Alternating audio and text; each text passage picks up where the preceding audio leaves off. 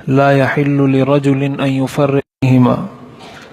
حضور نبی کریم سرور دو عالم صلی اللہ علیہ وسلم نے ارشاد فرمایا، کسی انسان کے لیے یہ بات جائز نہیں ہے کہ دو آدمیوں کے درمیان تفریق کروائے مگر ان کی اجازت سے۔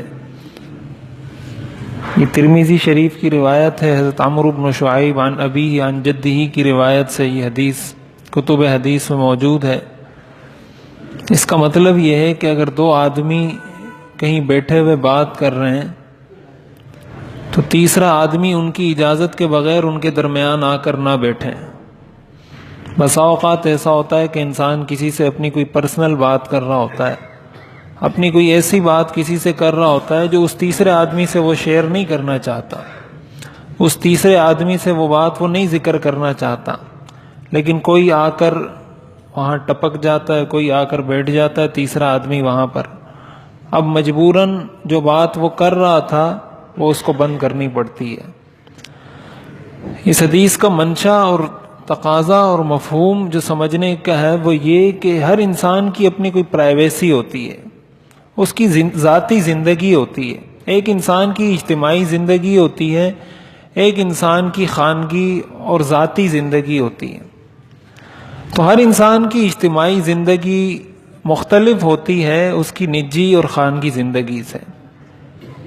قرآن کریم میں اللہ تعالیٰ نے ارشاد فرمایا، یا ایھا الذین آمنوا لیستأذنکم الذین ملکت ایمانکم والذین لم یبلغوا الحلم منکم 3 مرات، کہ جو انسان کے اپنے بچے ہیں، اپنی اولاد ہے، ان کو بھی والدین سے کچھ خاص اوقات میں بغیر اجازت کے ملنے کی اجازت نہیں ہے۔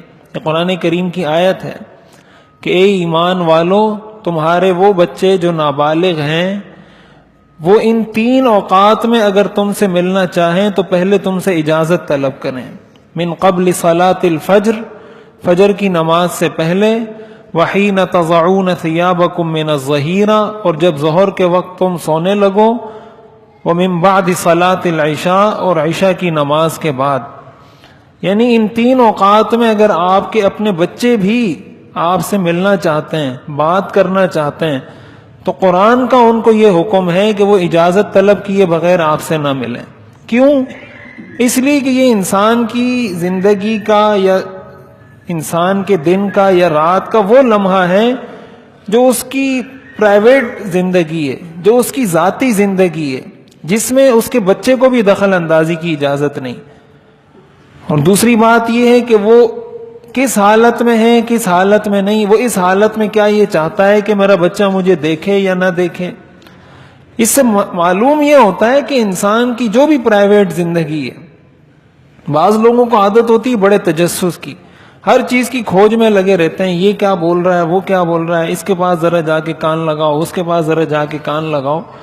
قرآن کریم میں اس سے منع کیا گیا، لا تجسسوا، تجسس اس طریقے سے کسی کی کھوج میں رہنا یہ ناجائز ہے، گناہ ہے، قرآن کریم میں منع کیا گیا ہے اس سے۔ تو اس لیے اسی پرائیویسی کی، اسی ذاتی زندگی کی اہمیت کو واضح کرنے کے لیے آپ نے یہ فرمایا کہ 2 آدمی جب آپس میں بیٹھے ہوں تو پھر بغیر اجازت کے مت جاؤ۔ اور اجازت کے بغیر جانے کا مطلب یہ کہ اگر وہ اجازت دے دے تو بیٹھ جاؤ، اگر اجازت نہیں دے تو نہیں بیٹھو۔ آج اگر آپ کسی کو یہ کہہ دیں کہ میں اپنی کوئی بات کر رہا ہوں اور آپ اس کو بیٹھنے کی اجازت نہ دیں تو وہ تو نہ جانے کیا کچھ آپ کے خلاف بولنا شروع کر دے گا کہ میں گیا تھا اور 2 آدمی بات کر رہے تھے، میں نے اس کو کہا مجھے بیٹھنے کی اجازت ہے، اس نے آگے سے کہہ دیا 1 منٹ صبر کرو میں اپنی بات کر رہا ہوں، تو وہ تو پتہ نہیں آپ کو کہاں متکبرین کی صف میں شامل کر دے گا یا فاسق فاجر لوگوں کی صف میں شامل کر دے گا یا جہنمی بنا دے گا، جو اس کی مرضی میں آئے کچھ بھی بنا دے آپ کو۔ کیوں؟ اس لیے کہ آپ نے اس کو اپنی پرائیویٹ زندگی میں دخل اندازی کی اجازت نہیں دی۔ یہ اسلام کی تعلیم نہیں ہے، اسلام کا مزاج نہیں ہے، اسلام دین فطرت ہے اور یہ فطرت کا تقاضا ہے۔ کوئی انسان 24 گھنٹے ہر آدمی کے سامنے، ہر شخص کے سامنے ایک جیسی حالت میں نہیں رہ سکتا، تو اس لیے شریعت نے اسی فطرت کا لحاظ کیا ہے۔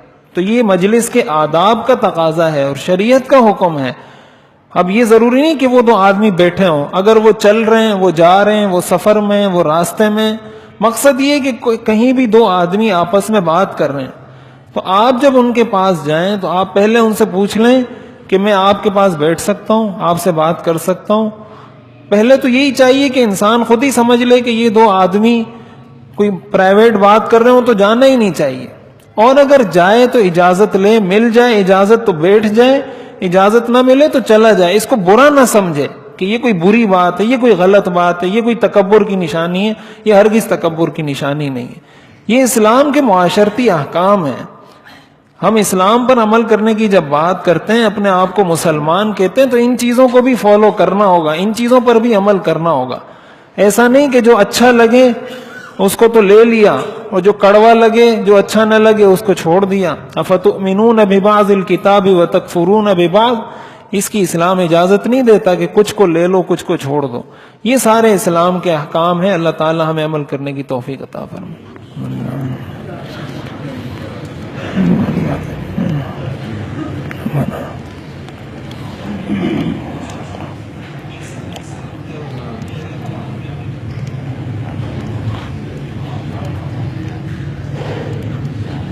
برحمتک یا ارحم الراحمین.